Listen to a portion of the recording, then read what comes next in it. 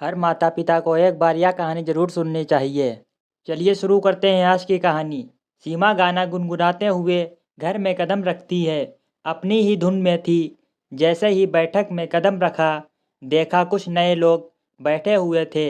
उन्हें देखकर नमस्ते करके अपने कमरे में भाग गई।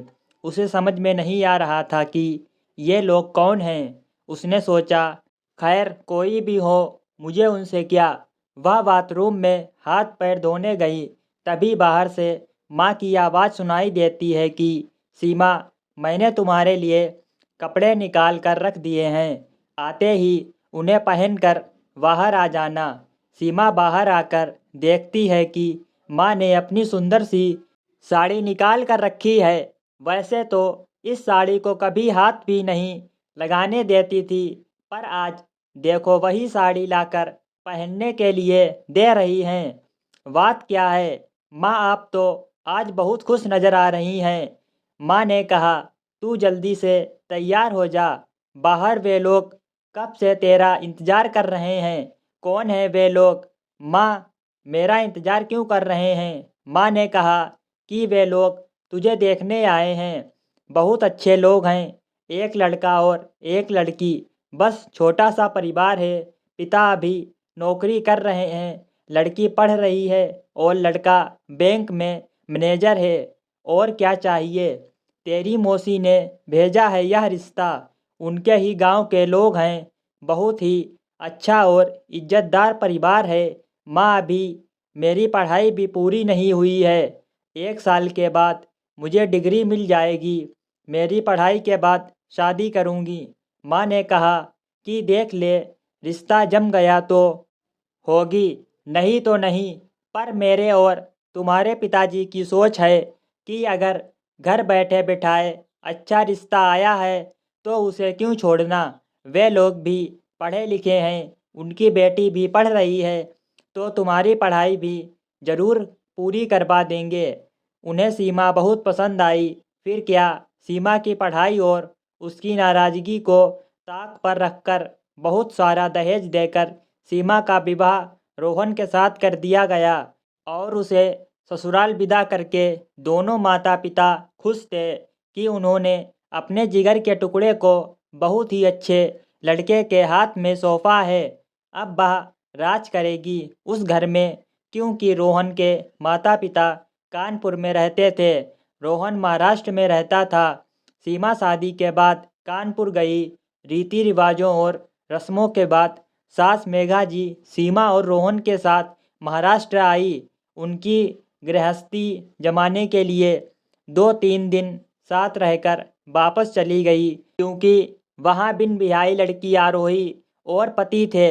उनकी अपनी जिम्मेदारियाँ थीं। सीमा को जाते जाते बताया कि रोहन की नाक पर गुस्सा रहता है, उसे किसी तरह से हैंडल कर लिया तो बस। सासू माँ के जाते ही सीमा को लगा, अब यह मेरे और मेरे पति का घर है, किसी भी बात का डर नहीं। यह सोचकर ही उसका रोम रोम खिल उठा।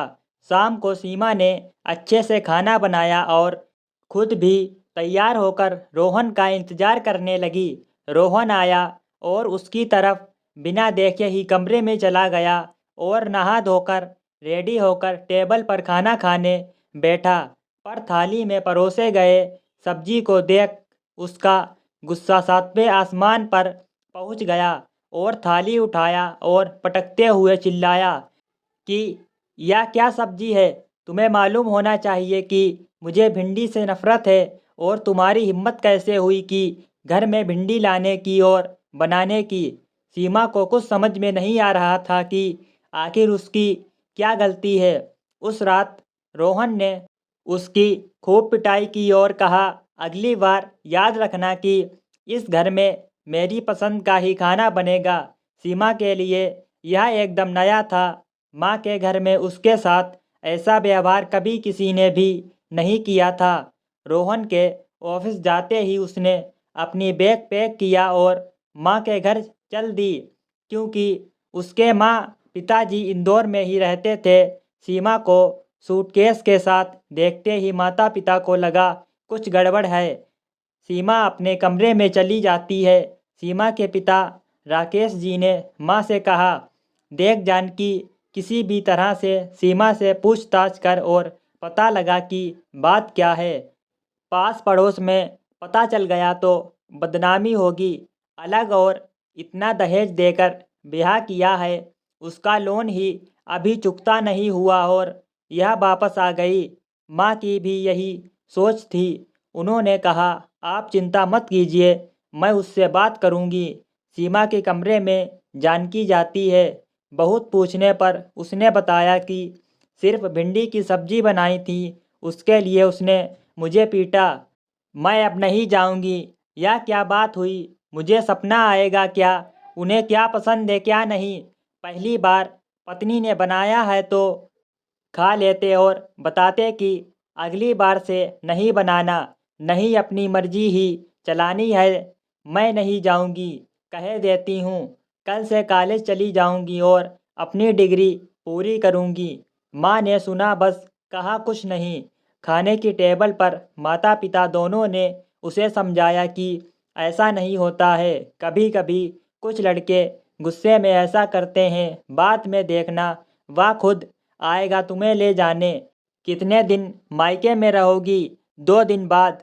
इस कहानी का पार्ट 2 सुनने के लिए हमारे चैनल को सब्सक्राइब करें और कहानी अच्छी लगी हो तो एक प्यारा सा कमेंट ज़रूर करें। चलिए मिलते हैं अगली एक और न्यू कहानी में।